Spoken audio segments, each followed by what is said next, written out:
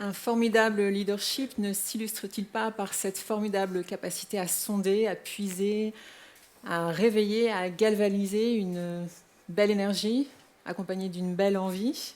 Je te propose, Philippe, de revenir sur 10 années à la rencontre de leaders qui nourrissent la dimension positive de l'envie.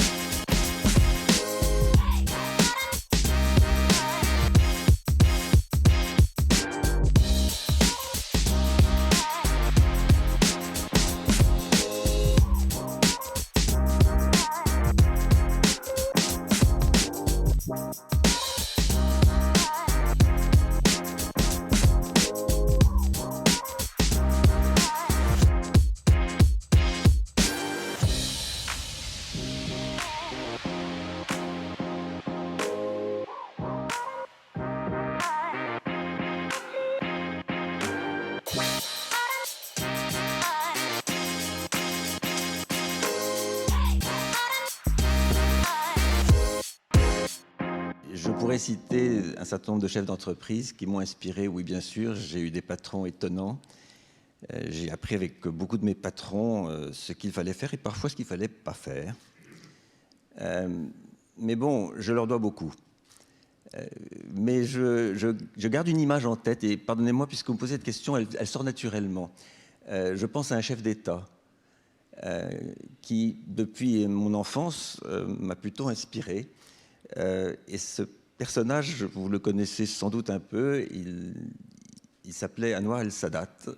Il était chef de l'État égyptien.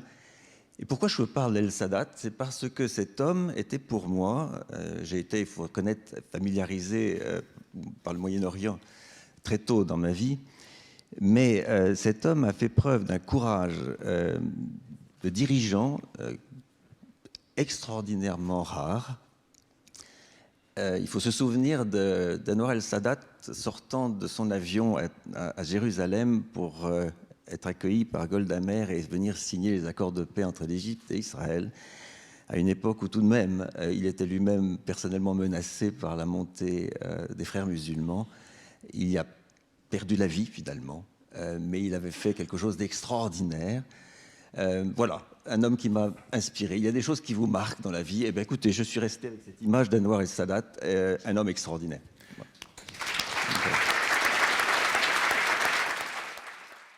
Merci. Donc maintenant, j'invite à nous rejoindre Véronique Morali, présidente de Webedia. Et Jean-Dominique Senard, président du conseil d'administration de Renault.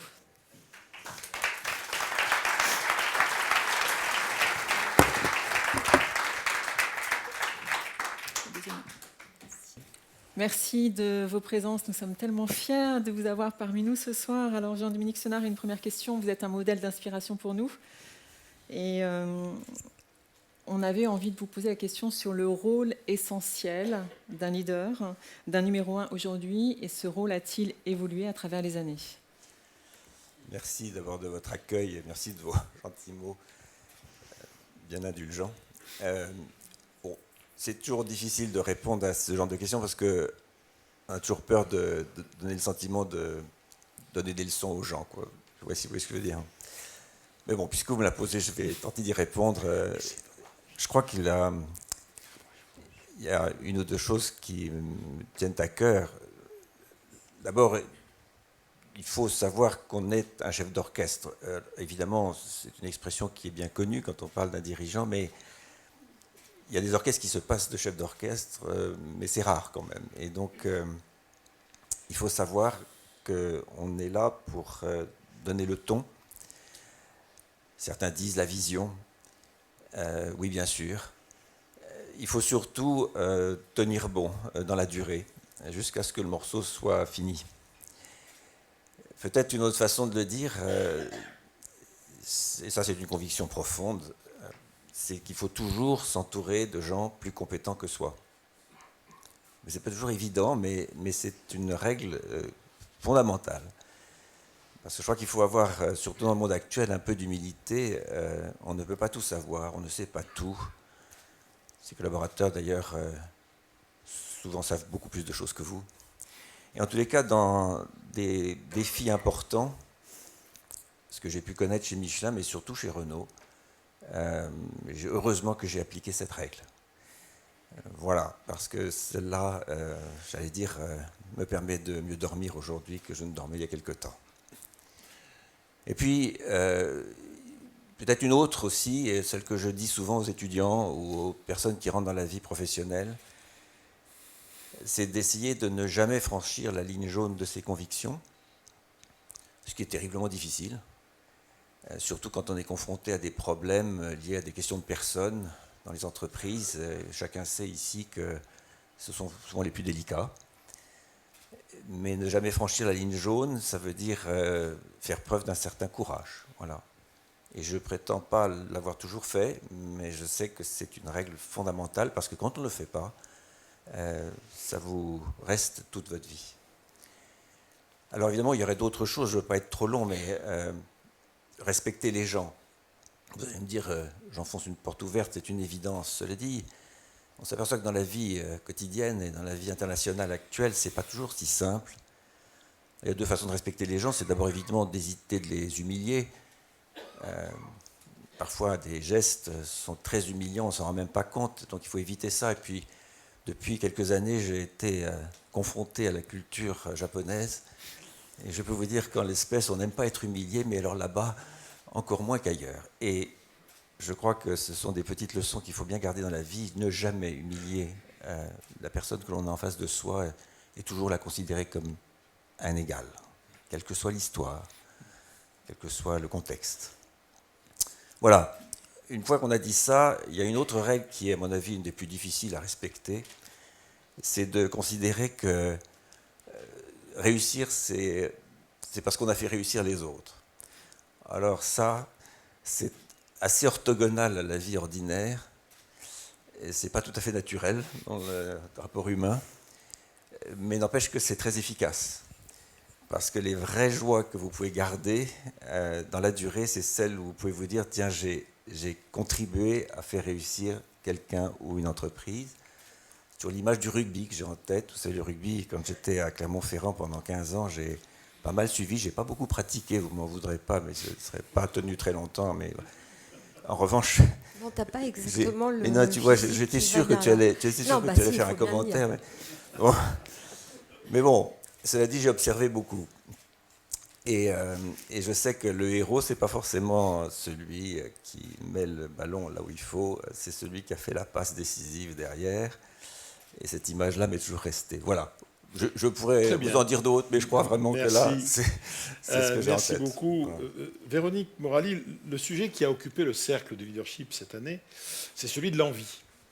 Quels conseils pourriez-vous donner aujourd'hui aux plus jeunes dans ces temps très chahutés que nous vivons pour essayer de préserver, voire de renouer avec l'envie? Alors déjà, bonsoir tout le monde. Et je suis très heureuse d'être...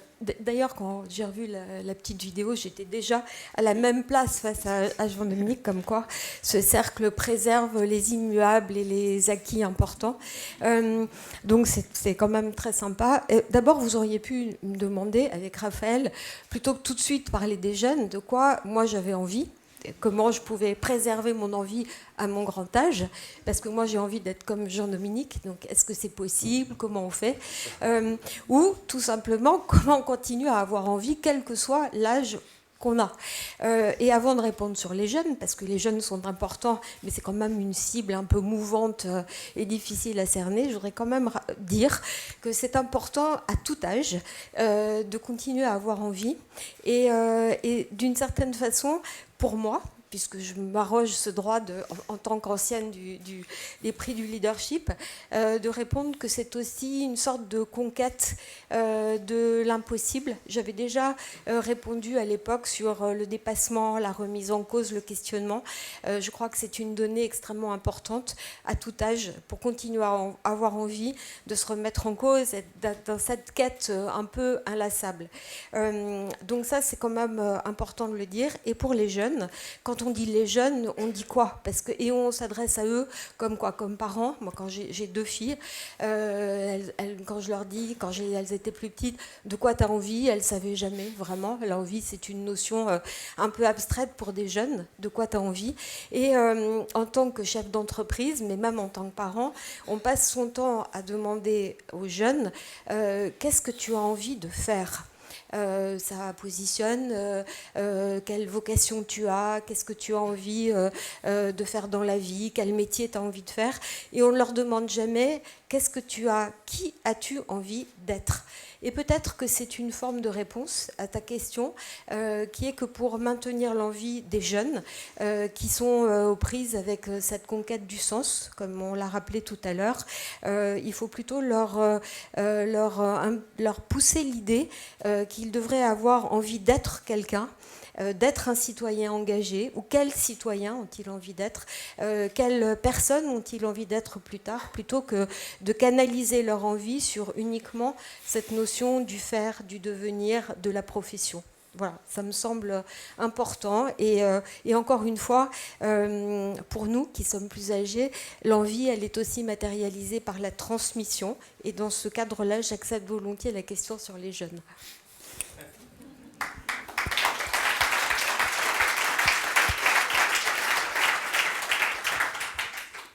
Alors Jean-Dominique Senard, une question qui fait écho à celle que nous vous avions posée il y a déjà 6 ans, dans un concept différent, dans un concept post-pandémie. Quel serait un modèle, peut-être votre modèle, d'exemplarité, de dignité et d'humanité? Je dois dire que j'étais étonné de revoir cette vidéo. Désolé, on n'a pas résisté. Non, mais en fait, je pense que je pourrais dire exactement la même chose maintenant. C'est plutôt une bonne nouvelle parce que je n'ai pas changé d'avis. Je sais qu'à l'époque, quand on me posait cette question, j'avais parlé d'Anouar el-Sadat, effectivement. J'avais parlé de Jean-Paul II et j'avais parlé du président Pompidou également. Voilà, c'était un peu éclectique, mais enfin, c'était un peu des images que j'avais, voilà, des sentiments très forts. Bon, aujourd'hui, j'ai les mêmes. Alors, je ne vais pas trop changer d'avis. Évidemment, depuis, avec tout ce qui s'est passé, il y a des tas de personnalités, il y a des tas de très belles personnes qui sont apparues dans ces périodes incroyables qu'on a eu tous à traverser. Mais il faut laisser un peu de temps pour s'assurer que c'est bien une forme de modèle que l'on peut avoir en tête. Voyez-vous, je préfère m'accrocher peut-être à des idées un peu anciennes, mais qui restent vraies. Il y a une chose quand même qui a changé.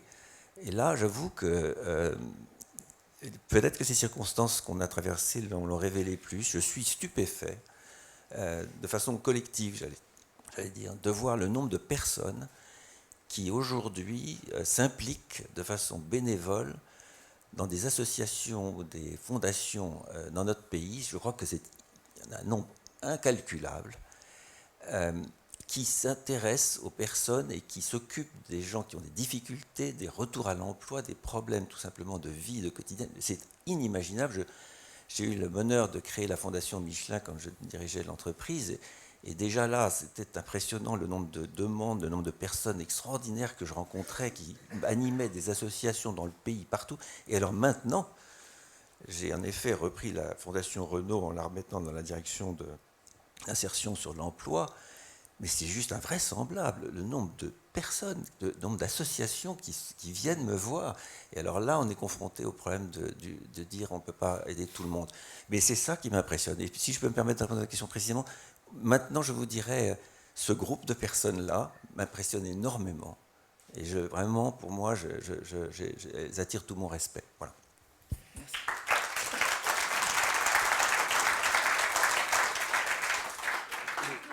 Véronique, au-delà de vos activités à la présidence du groupe Webedia, vous œuvrez aussi pour beaucoup plus de diversité et d'égalité. Quels sont vos objectifs là-dessus, les objectifs prioritaires et les actions? Alors, en fait, Webedia, ce sont des jeunes de moins de 30 ans. On a 3500 collaborateurs à peu près de moins de 30 ans. Là, en fait, les sujets de mixité et de diversité, curieusement, on pourrait penser que tout est réglé, que les nouvelles générations ont totalement intégré la notion de mixité, de fluidité. En fait, non. On a évidemment toujours cette séquence assez punitive pour les femmes, mais peut-être aussi de leur fait, d'avoir des métiers entièrement réservés aux femmes et des métiers qui semblent réservés aux hommes, les développeurs, le gaming, tout. Il y a toujours cette séparation de tout ce qui est technique, de tous les ingénieurs et où les femmes ne vont pas, n'osent pas. Et ça, c'est ma casquette Webedia. Et j'ai fondé aussi une association qui s'appelle Force Femmes, qui aide les femmes de plus de 45 ans. Là, on est à l'opposé du spectre en termes d'âge, mais on a de la même façon des objectifs de permettre aux femmes dites seniors de trouver leur place dans la société, de trouver leur place dans des sociétés qui déclassent à la fois doublement le fait d'être une femme et le fait d'être un senior. Et donc là, les objectifs sont clairement de les aider à retrouver un emploi, mais de les aider à retrouver une dignité au-delà de leur âge et de favoriser la meilleure société possible, puisqu'il y a toutes ces expériences et ces talents qui doivent trouver à s'employer. Merci à tous les deux. On va faire une petite photo. On va faire une petite photo. Tu veux faire une photo? On va faire photo. la photo. Et je récupérerai les micros après. Merci. Merci. Merci beaucoup. Un grand merci. Merci beaucoup. Merci. Vraiment.